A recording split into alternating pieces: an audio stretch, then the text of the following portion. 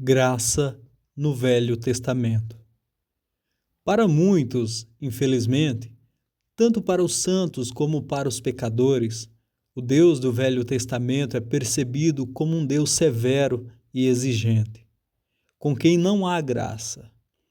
O sentimento natural de nosso coração é: tive medo de ti, que és homem rigoroso. Lucas 19, versículo 21. Sabemos pouco sobre o coração de Deus. Quantas vezes quis eu ajuntar os teus filhos, como a galinha ajunta os seus pintos debaixo das asas, e tu não quiseste. Mateus 23, versículo 37. Os caminhos de Deus para com o homem sempre envolveram a graça. Na verdade, se não fosse assim, a humanidade já teria sido destruída há muito tempo. Deus providenciou uma cobertura para Adão e Eva no jardim do Éden. A tentativa do homem de encobrir a sua vergonha foi totalmente inadequada. A cobertura de Deus teve um custo: o sangue derramado de um animal. Graça não diminui o significado do pecado. Na verdade, muito pelo contrário. Isto é algo que veremos ao longo deste breve estudo sobre a graça. A semente da mulher, a promessa de Deus a Satanás, deu esperança à fé ao longo da triste história do homem e continuará a fazê-lo até ao fim. É o Evangelho eterno.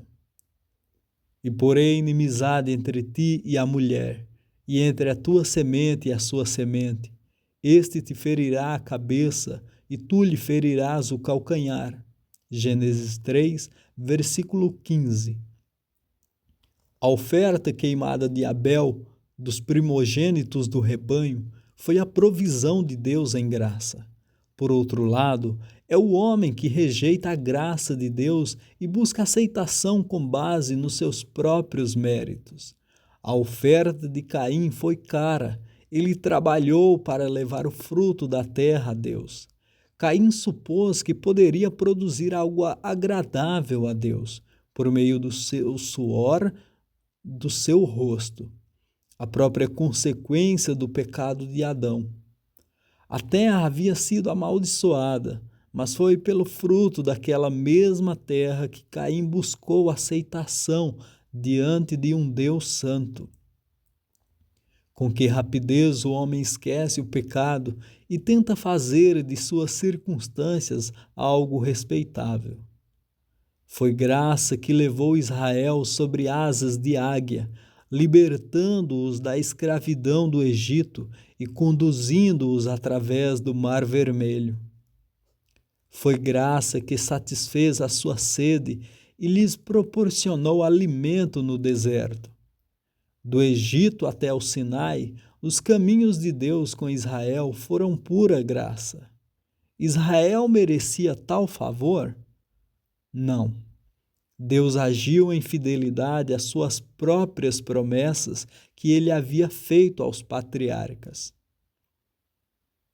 O Senhor não tomou prazer em vós, nem vos escolheu, porque a vossa multidão era mais do que a de todos os outros povos, pois vós éreis menos em número do que todos os povos, mas porque o Senhor vos amava, e para guardar o juramento que jurara a vossos pais, o Senhor vos tirou com mão forte e vos resgatou da casa da servidão, da mão de Faraó, rei do Egito.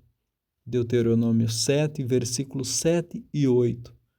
No livro de Ezequiel lemos: passando eu por ti, vi-te manchada no teu sangue e disse-te: ainda que estás no teu sangue, vive. Ezequiel 16, versículos 5 ao 9. O apóstolo Paulo lembra a Israel que a eleição deles foi soberana, não baseada em obras. Não tendo eles ainda nascido, nem tendo feito bem ou mal, para que o propósito de Deus, segundo a eleição, ficasse firme, não por causa das obras, mas por aquele que chama. Romanos 9, versículo 11. No Sinai, porém, tudo mudou, não com Deus, mas quanto ao seu relacionamento ordenado com o seu povo. Se diligentemente ouvirdes a minha voz e guardardes o meu concerto, então sereis a minha propriedade peculiar dentre todos os povos. Então todo o povo respondeu a uma voz e disse: tudo o que o Senhor tem falado, faremos. E relatou Moisés ao Senhor as palavras do povo. E disse o Senhor a Moisés: eis que eu virei a ti numa nuvem espessa. Êxodo 19, versículos 5, 8 e 9.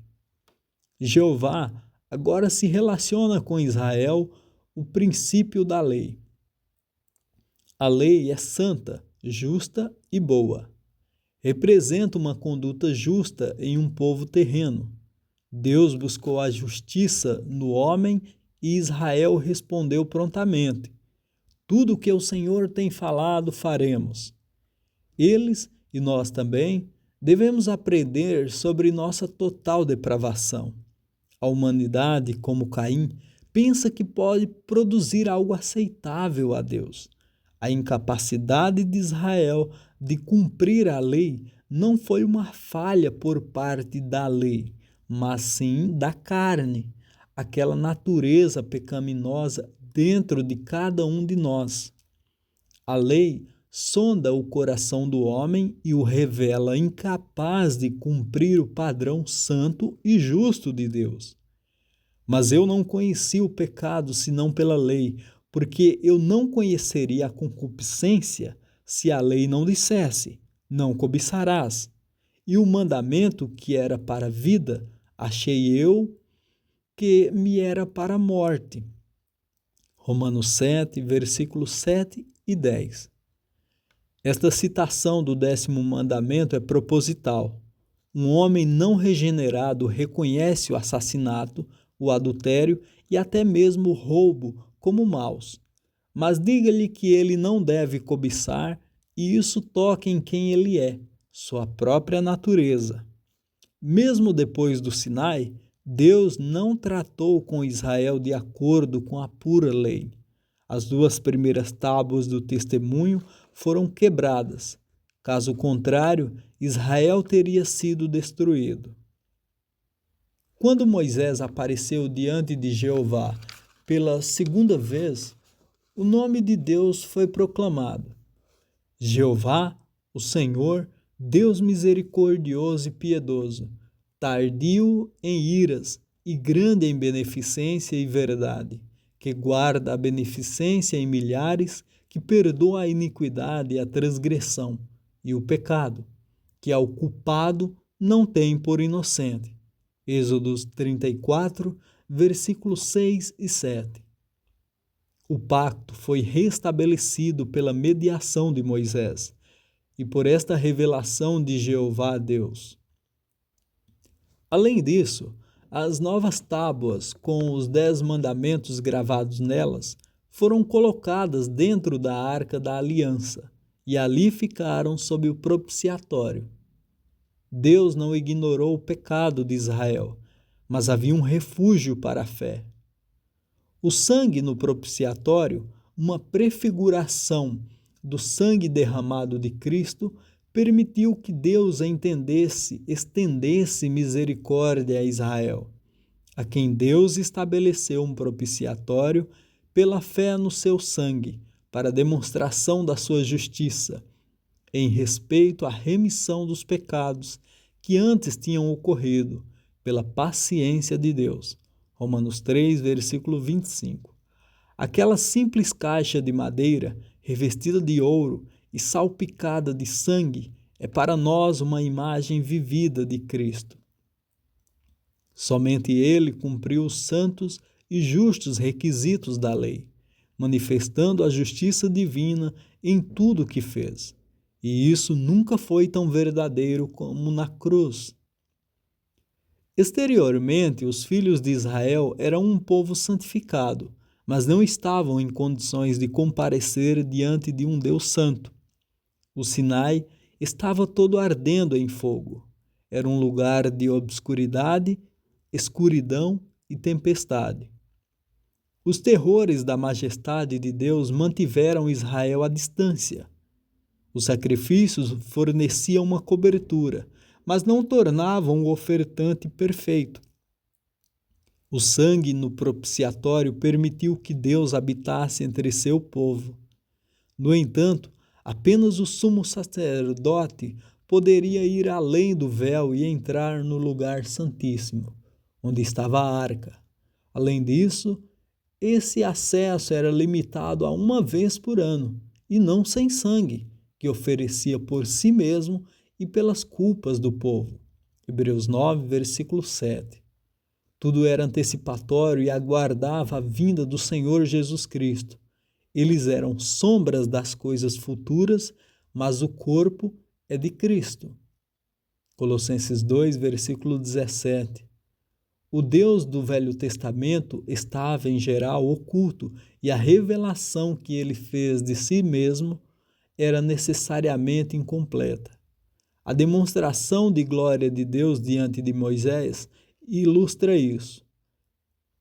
Disse mais o Senhor: Eis aqui um lugar junto a mim, ali te porás sobre a penha, e acontecerá que, quando a minha glória passar, te porei numa fenda da penha, e te cobrirei com a minha mão, até que eu haja passado. E havendo eu tirado a minha mão, me verás pelas costas, mas a minha face não se verá.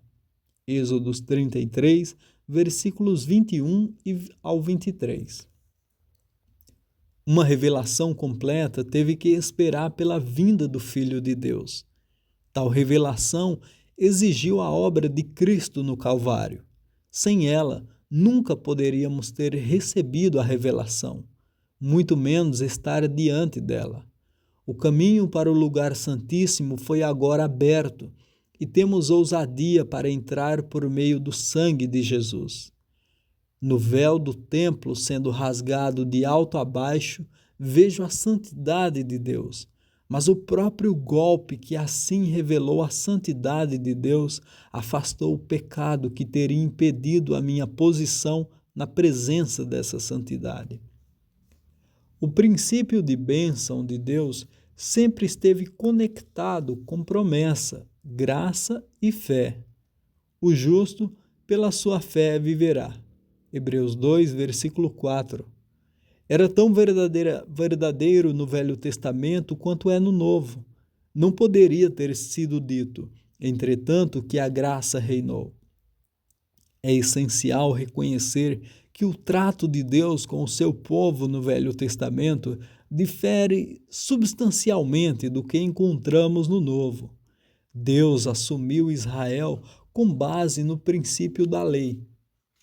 Ele agora assume seu povo com base no princípio da graça. A cruz de Cristo é o grande ponto divisor. Ali, a misericórdia e a verdade se encontraram. A justiça e a paz se beijaram. Salmo 85, versículo 10. Estes não são princípios opostos, são virtudes divinas. Na cruz, nós os vemos resolvidos, trabalhando juntos como duas engrenagens perfeitamente projetadas e precisamente engrenadas. Israel nunca desfrutou dos privilégios que agora são nossos em Cristo.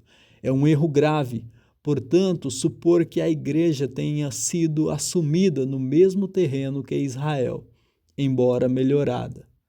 A lei foi introduzida até Cristo. Cristo é agora o fim da lei para a justiça de todo aquele que crê.